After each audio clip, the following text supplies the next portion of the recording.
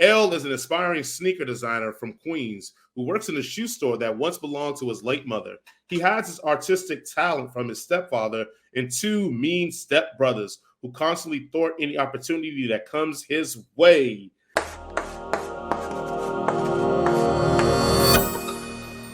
That is the summary of Disney Plus's Sneakerella that is on streaming right now.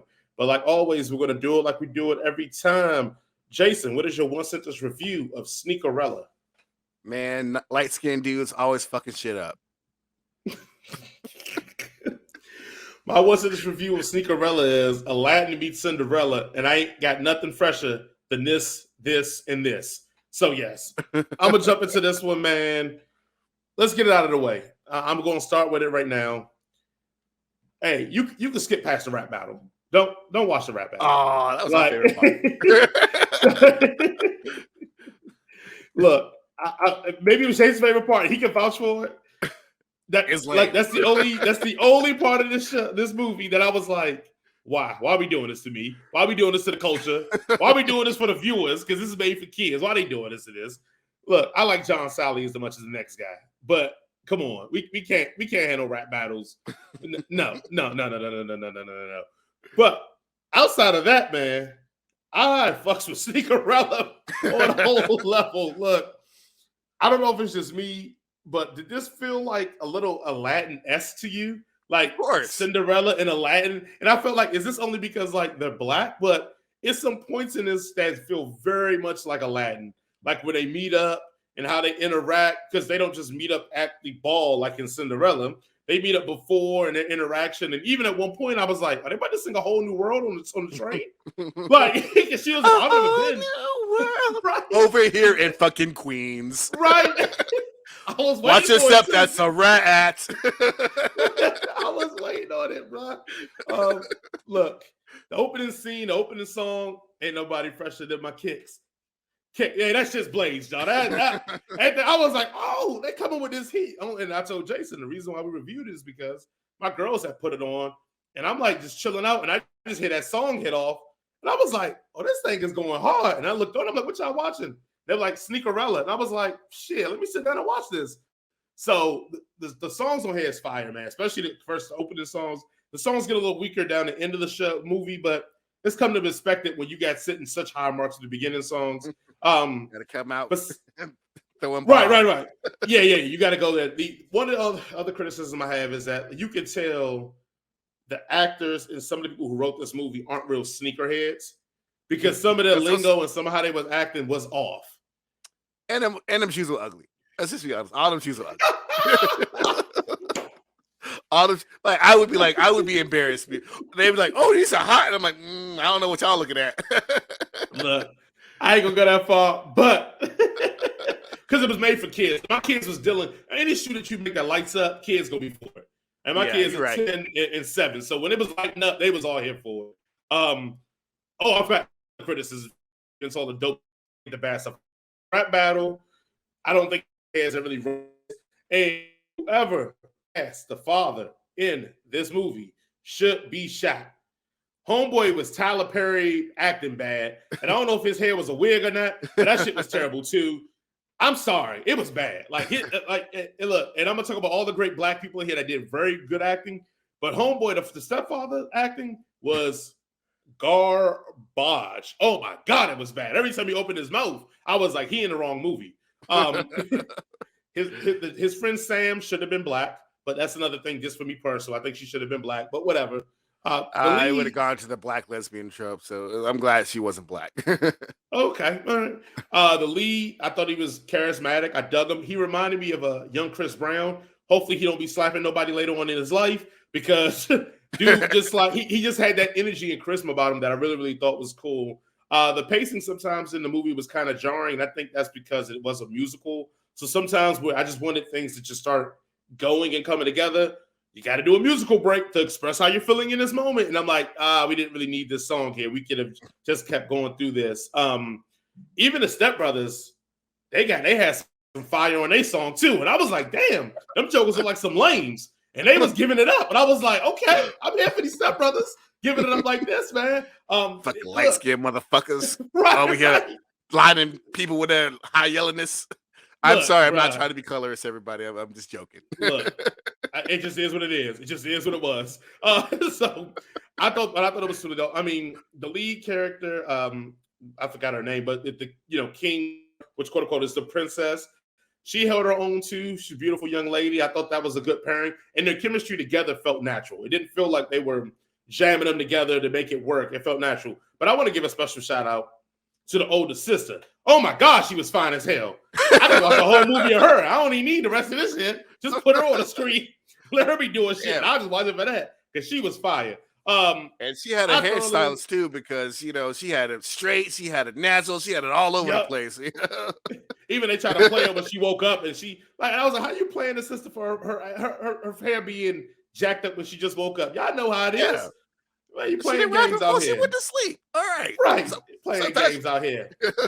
But I loved it because it was still for the culture. They showed her in the natural and kept it moving. So look, I'm high on this movie. I guess people want a real critique. All right, here's the critique.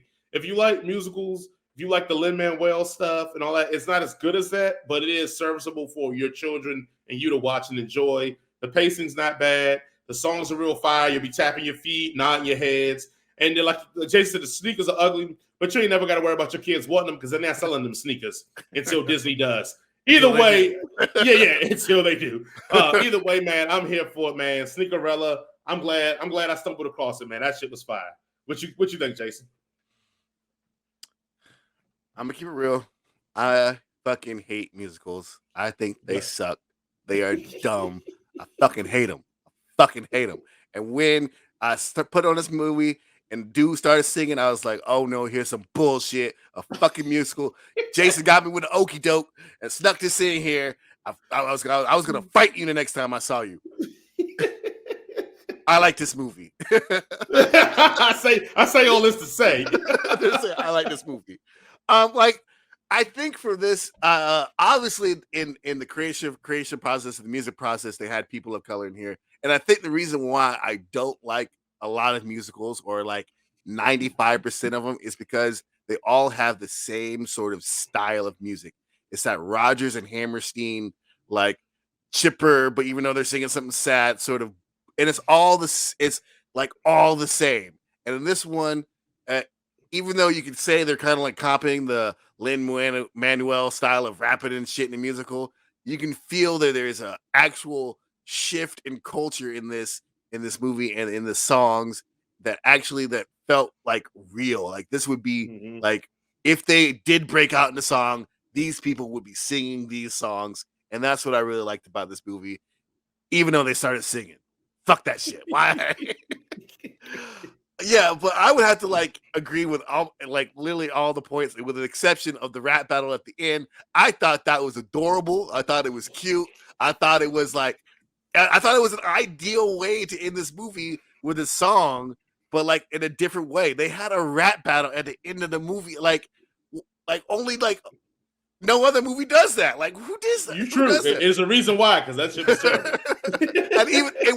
And he's right. It was corny as hell. As hell, the rap battle at the end. But at least they were trying something different, right? Because if this is any other musical, they would have had their slow fucking Black Moment song, and then it came out with some chipper thing at the end, and everybody would have and it would have been terrible.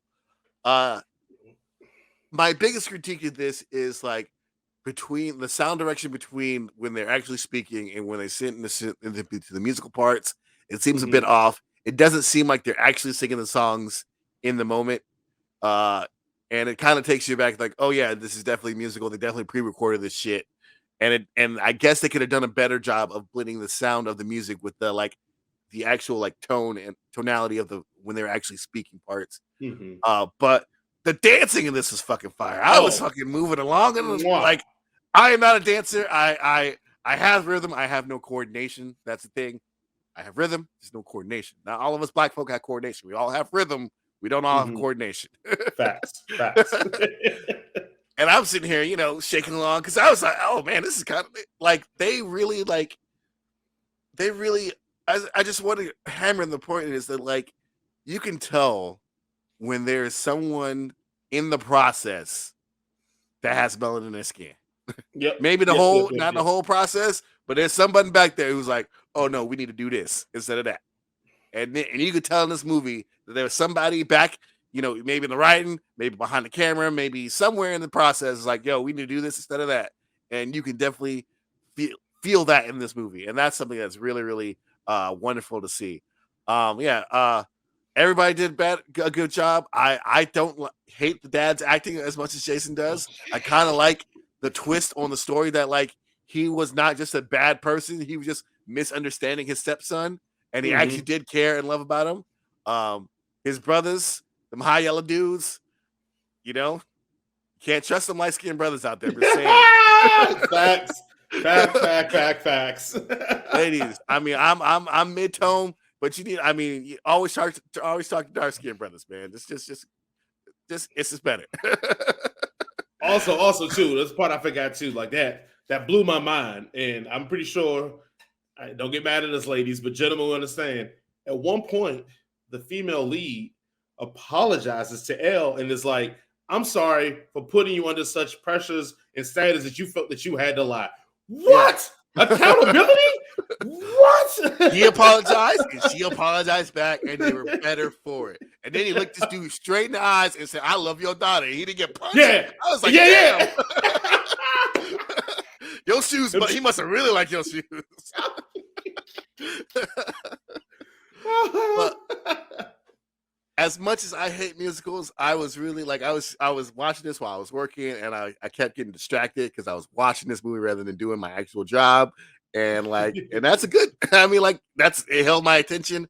This is a cute movie. It's a cute movie. It's not going to win any awards. The singing isn't it's not going to blow your mind. You can tell there's definitely some auto-tune to help these people out a little bit. But other than that, it's just a fun little movie. And, if Jason sticks another musical in here, ooh.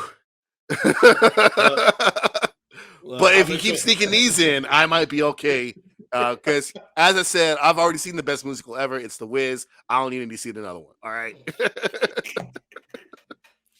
I don't disagree with that statement of it's the best musical, but I will see others. Well, then, Jason, what is your rating for Sneakerella on Disney Plus? Fucking 5 out of 5. Give it a 5 out of 5. I don't care. Okay. Even with his flaws, and there's a lot. It's great. It's a great take on the story. It's like a different spin on it, and I like it. I'm giving it a 4 out of 5. And the only reason I downgraded is because the rap battle, and I can't roll with Pops, bro. Pops and stuff, man. Hell, what you supposed to be at the stove? See, I just did what he did. It was the same thing. And I'm not a good actor. Look, the reson why I do this. I told you it's my day off. Right? For those that can't act, we just critique. See? I'm critiquing because I can't act. And that dude, he should be here with us critiquing, not acting. But shout out to him getting that paycheck. I ain't mad at him for that. But no, I'm going to give it a 4 out of 5, man. I thought it was hot, and enough that I wanted us to review it, knowing damn well that you don't like musicals. So. I don't like musicals. I hate them. I like this one. Also, I have not been talking about our N-Word for Nerd book club of the last couple of weeks, but we're right now reading Children of Blood and Bone, and I've been reading it while I've been on vacation, and I've been enthralled by it. Jason, great choice. Oh my God.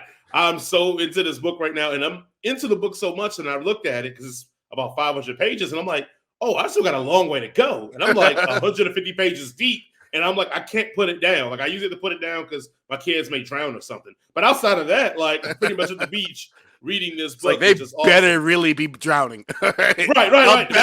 Y'all screaming, y'all better really be drowning before I put this book down. I think July 9th is a good day that we can sit down and discuss the Children of Blood and Bone. July 9th, everybody. If you haven't got your copy, get your copy. You can read it. It's 500 pages, so you better start reading. And like I said, we'll do it at 8 p.m. on July 9th. But also, guys, like, again, if you don't know about our N-Word for Nerd book club, we try to highlight people of color, especially Black authors or comic book writers or illustrators, anything Black that we can go and promote and let people know it's us. Black. Yeah, it's us in the genre, too. We here now. And I'll admit, like, this Children of Blood and Bone, man, it starts out hot. Other than that, Jason, do you have any more words for everybody? Just always be kind, be considerate, and tip your servers and bartenders at least 20%, if not more, if you can afford it. And also, fuck Jaron. Let's go back to fucking Jaron today. Fuck him. There you go. Thank you guys for listening and watching. We look forward to seeing you all next time and next week. Peace.